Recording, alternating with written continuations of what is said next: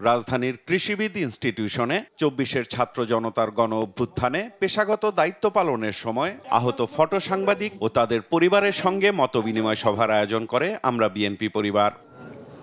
এ সময় দলের ভারপ্রাপ্ত চেয়ারম্যান তারেক রহমানের পক্ষ থেকে ক্ষতিগ্রস্তদের হাতে আর্থিক সহায়তা তুলে দেয় আমরা বিএনপি পরিবার।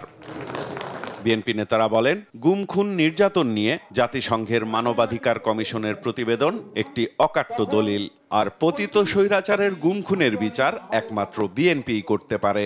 সংস্কার প্রয়োজন, কিন্তু সংস্কারের নামে যেন এই শহীদদের হত্যার বিচার, এই সাংবাদিক হত্যার বিচার ধামাচাপা না পড়ে। বিএনপি গণমানুষের দল, বিএনপি জনগণের দল, এবং বিএনপির পক্ষে এই বিচারগুলো করা সম্ভব এবং বিএনপি করবে।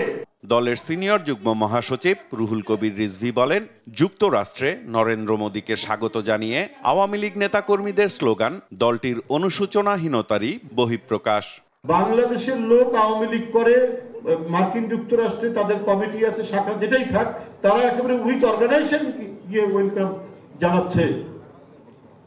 তো এটাতে মানে আমি এর আগেও বলেছি যে শেখ হাসিনা অনুশোচনাহীন, গোটা আওয়ামী লীগই অনুশোচনাহীন।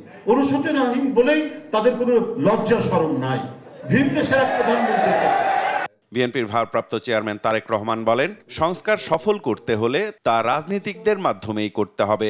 যতক্ষণ পর্যন্ত জনগণের ডাইরেক্ট রিপ্রেজেন্টেটিভ দেশ পরিচালনার দায়িত্ব না পাবে, তাদের হাতে দেশ পরিচালনার দায়িত্ব না আসবে, ততক্ষণ পর্যন্ত কোনোভাবেই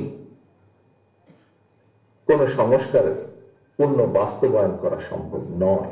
যত দেরি হবে নির্বাচনের, তত বেশি কিন্তু বিভিন্ন ষড়যন্ত্রের ডালপালা বাড়তে থাকবে।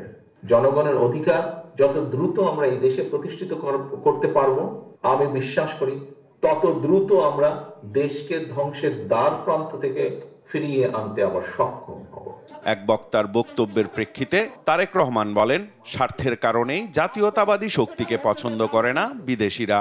তারা তাদের স্বার্থ রক্ষা করে, এই দেশের মানুষের স্বার্থ তারা দেখে না। সবাই যে একরকম তা না, কাজেই তাদের মধ্যেও যেমন এপাশ আছে ওপাশ আছে। কাজেই সামগ্রিকভাবে বলতে পারি, জাতীয়তাবাদী শক্তিকে কখনোই বিদেশিরা পছন্দ করতে চায় না। এই বিষয়টি আমাদের মনে রাখতে হবে।